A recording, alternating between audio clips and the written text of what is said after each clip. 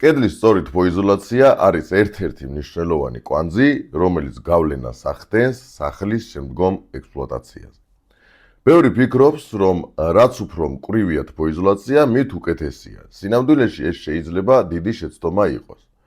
ნებისმიერი კედელი შეიცავს ტენს. ეს ტენი მუდმივად ცდილობს შენობიდან გარეთ გასვლას.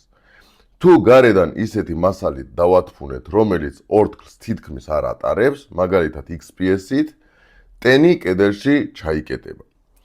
სველი ბლოკი კარგავს თბოიზოლაციის თვისებებს. ზამთარში იყინება, ფართოვდება და წლების განმავლობაში იწყებს ნგრევას. სწორი ფასადის მთავარი პრინციპი არის შემდეგი.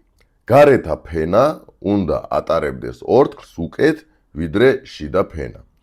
ეს ნიშნავს, რომ კედელი გარეთ უნდა სუნთქავდეს.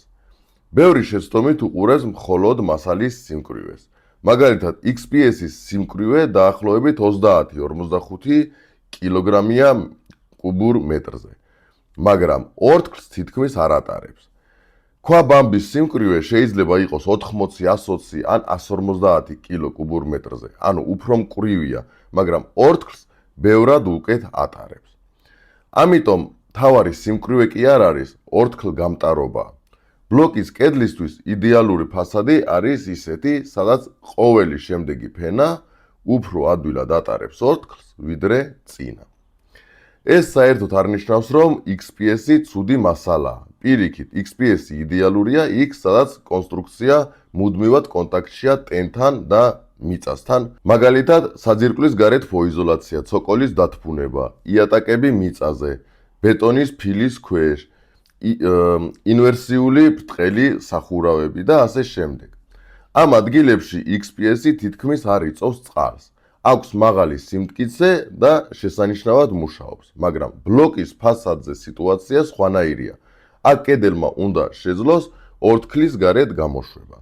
ამიტომ ბლოკის კედლებისთვის უმეტეს შემთხვევაში უკეთესი არჩევანია ქვა-ბამბა ან სხვა ორთქლგამტარი ფასადის სისტემა. მეგობრებო, შეგახსენებთ, რომ ჩვენ გვაქვს როგორც ერთჯერადი კონსულტაცია, ასევე შეგვიძლია ვაწარმოოთ თქვენი პროექტის სრული ხარისხის კონტროლი.